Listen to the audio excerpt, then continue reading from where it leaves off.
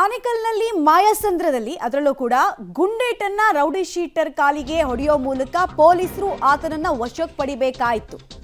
ಪೊಲೀಸರು ಆತನನ್ನ ಅರೆಸ್ಟ್ ಮಾಡೋದಕ್ಕೆ ಕರೆದೊಯ್ಯುವಂತಹ ಸಂದರ್ಭದಲ್ಲಿ ಪೊಲೀಸರ ಮೇಲಿನ ಅಟ್ಯಾಕ್ ಮಾಡಿರ್ತಾನೆ ರೌಡಿ ಶೀಟರ್ ಲೋಕಿ ಅನ್ನುವಂತಹ ವ್ಯಕ್ತಿ. ಜಿಗಣಿಯಲ್ಲಿ ಮನೋಜ್ ಅಲಿಯಾಸ್ ಮನು ಮೇಲೆ ಇವನು ಅಟ್ಯಾಕ್ ಮಾಡಿದಂತಹ ಪ್ರಕರಣಕ್ಕೆ ಸಂಬಂಧಪಟ್ಟಂತೆ ಬೆಸ್ತಮಾನಹಳ್ಳಿ ಲೋಕೇಶ್ ಅಲಿಯಾಸ್ ಲೋಕಿಯನ್ನ ಅರೆಸ್ಟ್ ಮಾಡೋದಕ್ಕೆ ಹೋದಂತಹ ಸಂದರ್ಭದಲ್ಲಿ ಪೊಲೀಸರ ಮೇಲೆ ಹಲ್ಲೆಗೆ ಮುಂದಾಗ್ತಾನೆ. ಜಿಗಣಿ ಇನ್ಸ್ಪೆಕ್ಟರ್ ಮಂಜುನಾಥ್ ನೇತೃತ್ವದಲ್ಲಿ ಬಂಧನಕ್ಕೆ ಹೋಗಲಾಗಿರುತ್ತೆ. ಶರಣಾಗುವಂತೆ ಎಷ್ಟೇ ಸಲ ಕೇಳಿದ್ರೂ ಕೂಡ ಪೊಲೀಸರ ಮೇಲೆ ಆತ ಹಲ್ಲೆಗೆ ಮುಂದಾಗ್ತಾನೆ.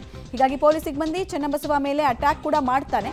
ಆನೇಕಲ್ ತಾಲೂಕಿನ ಮಾಯಸಂದ್ರದ ಬಳಿ ಊರಿಗೆ ಲೋಕೇಶ್ ಬರ್ತಾ ಇದ್ದ ಸಂದರ್ಭದಲ್ಲಿ ಪೊಲೀಸರು ಲಾಕ್ ಮಾಡೋದಕ್ಕೆ ಪ್ರಯತ್ನ ಪಟ್ಟಿರೋದು, ಮಾತು ಕೇಳಿಲ್ಲ. ಹೀಗಾಗಿ ಪೊಲೀಸರು ಆತನ ಭಾಷೆಯಲ್ಲಿ ಆತನಿಗೆ ಅರ್ಥ ಮಾಡಿಸಬೇಕಾದ ಸ್ಥಿತಿ. ಕ್ರೈಮ್ ಸ್ಪಾಟ್ ಅನ್ನು ನೀವು ಗಮನಿಸ್ತಾ ಇದ್ದೀರಾ. ಆತನ ಮೊಬೈಲು, ಚಪ್ಪಲಿ ಎಲ್ಲ ಅಲ್ಲೇ ಬಿದ್ದಿದೆ.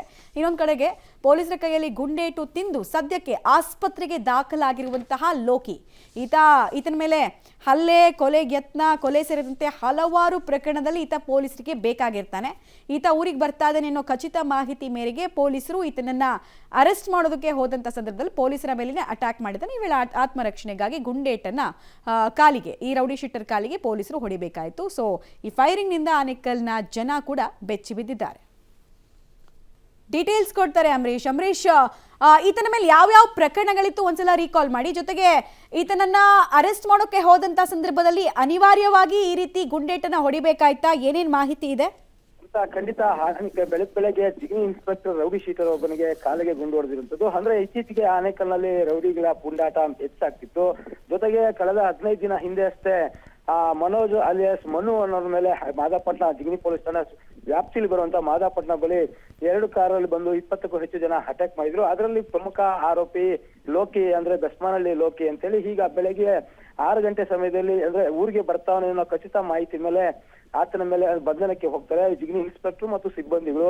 ಆ ಸಮಯದಲ್ಲಿ ಆತನ ಬಂಧನಕ್ಕೆ ಒಳಪಡಿಸಬೇಕಾದ್ರೆ ಆತ ಚಾಕುವಿಂದ ಸಿಬ್ಬಂದಿ ಚನ್ನಬಸವ ಅನ್ನೋ ಸಿಬ್ಬಂದಿಗೆ ಗಾಯ ಮಾಡ್ತಾನೆ. ಆ ಸಮಯದಲ್ಲಿ ಅಲ್ಲೇ ಇದ್ದಂತ ಇನ್ಸ್ಪೆಕ್ಟರ್ 3 ಸುತ್ತು ಗುಂಡನ್ನ ಹಾರಿಸಿರುವಂತದ್ದು. ಅದರಲ್ಲಿ 2 ಸುತ್ತು ಮೊದಲಿಗೆ ಏರ್ ಫೈರ್ ಮಾಡ್ತಾರೆ. ಆದ್ರೆ ಆತ ಯಾವುದಕ್ಕೆ ಸರೆಂಡರ್ ಆಗಲ್ಲ. ಹಾಗಾಗಿ ಆತನ ಕಾಲಿಗೆ ಗುಂಡು ಹೊಡೆದಿರುವಂತದ್ದು. ಜೊತೆಗೆ ಅಂದ್ರೆ ಏನು ಬೆಸ್ಮಾನಲ್ಲಿ ಲೋಕಿ ಇದ್ದಾನೆ, ಈತನ ಮೇಲೂ ಸಹ 2 ಕೊಲೆ ಪ್ರಕರಣ ಮತ್ತು ಒಂದು ಕಿಡ್ನಾಪ್ ಪ್ರಕರಣ ಸೇರಿದಂತೆ ಒಂದು ಅಂದ್ರೆ 3 ಪ್ರಕರಣ ಹೊತ್ತು ಇರುವಂತದ್ದು. ಹಾಗಾಗಿ ಈತನ ಸಾಕಷ್ಟು ಇತ್ತೀಚೆಗೆ ರೌಡಿ ಆಕ್ಟಿವಿಟಿ ಜಾಸ್ತಿ ಇದ್ದ ಅನ್ನೋ ಮಾಹಿತಿ ಪೊಲೀಸ್ ಡಿಪಾರ್ಟ್ಮೆಂಟ್ ಇಂದ ಮಾಹಿತಿ ಬರ್ತಾ ಇರುವಂತದ್ದು. ಒಟ್ಟಲ್ಲಿ ಸಂಪೂರ್ಣವಾಗಿ ಆನೇಕಲ್ ತಾಲೂಕಿನಲ್ಲಿ ಇರುವಂತಹ ರೌಡಿಗಳಿಗೆ ಒಂದು ನಡುಕವನ್ನ ಈಗ ಪೊಲೀಸರು ಹುಟ್ಟಿಸ್ತಾ ಇದ್ದಾರೆ. ಜೊತೆಗೆ ಸಾರ್ವಜನಿಕರಿಗೂ ಸಹ ಇತ್ತೀಚೆಗೆ ಭಯದ ವಾತಾವರಣದಲ್ಲಿ ಓಡಾಡಬೇಕಾಗಿತ್ತು. ಎಲ್ಲದರಲ್ಲಿ ಪುಡಿ ರೌಡಿಗಳ ಅಟ್ಟಹಾಸ ಮೆರಿತಾ ಇದ್ರು. ಹಾಗಾಗಿ ಈಗ ಪೊಲೀಸರು ಒಂದು ಮುಂದೆ ಎಚ್ಚರಿಕೆಯ ಒಂದು ಸಂದೇಶವನ್ನು ರವಾನಿಸಿರುವಂತದ್ದು.